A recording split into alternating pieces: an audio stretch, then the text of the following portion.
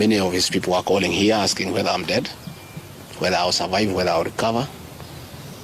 They were celebrating. It's the most unfortunate thing that has ever happened in this country. That you can be so vicious to a man who helped you to be president. And the crime of this man, telling you the truth. Don't evict people without compensation, Mr. President. Mr. President, don't overtax people. You are killing them, you are killing their businesses. Don't force a housing program on people. If people do not want these houses, don't force them. My only problem with the president is just being truthful, because nobody else can tell him. The framers of the 2010 Constitution wanted a deputy president who is elected as a buffer who can stand for the people. The charity we are being treated for, too, is get rid of an elected deputy president and appoint a control freak. A fellow you appoint who cannot ask a question, who cannot say anything. And I'm sure if they succeed, he'll be asked to sign an undated resignation letter so that in case he starts asking questions, he can just be told to resign. But the framers of the 2010 Constitution were very clear in their mind why they wanted a deputy president who is elected. I'm the only man in the cabinet and in the whole government who can stand up to President William Ruto and tell him, hey brother, this is not right. This Adani thing is not good for the country. There's too much corruption, Mr. President. This how thing is being forced down on the people of Kenya. And they don't like it. Please don't force it down on them. You know, situations where medical equipment that was being supplied by Kenyans to the Ministry of Health now has been given to one single Asian. I said, Mr. President, this is not right. We are killing our business people. So, as we speak, I say that my lawyers are in court. We have faith in our judiciary. And I requested that, according to the rules of natural justice, I be accorded an opportunity to be heard in the Senate. You remember I presented myself to the National Assembly and defended myself. In the Senate, I was there day one. And even when the Speaker asked me to sit down to listen to the charges, I decided to stand up to face my accusers. I was there the following day. I was ready for cross-examination. The 11 counts is nothing but malice and fiction. It was a political game by the president to get rid of me. And looking at it, I don't think the president had any intention of ever working with me. I think he just needed me to help him win the election because of my mobilization capacity and the faith the Mount Kenya region has in me. So I should have been given an opportunity. I have asked my lawyers and they have told me the motion was not time-bound. What is time-bound is a select committee that should work for 10 days and then report to plenary.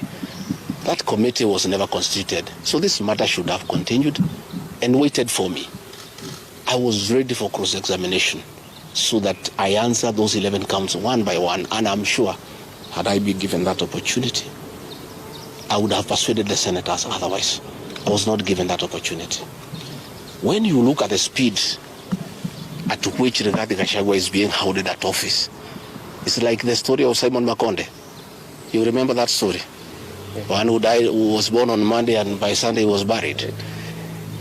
The kind of efficiency that has been exhibited in hounding Rigathi Gachagua out of office, if this efficiency was being exhibited in the management of the affairs of this country, Kenyans would be very happy. What is the hurry? The framers of the Constitution gave the president 14 days to look for somebody to replace the deputy president. It gave Parliament another 60 days. That's a total of 74 days. Why is a job that was prescribed by the framers of the Constitution to be done within 74 days is being done in half a day? You must ask yourself that question. I think it's being hurried to circumvent justice to avoid the courts of law from interrogating this matter and making a decision. The courts told us they don't want to interfere with the process, to let the parliamentary process get finished and then go to them. We have gone to them now. It's over. The courts will interrogate the process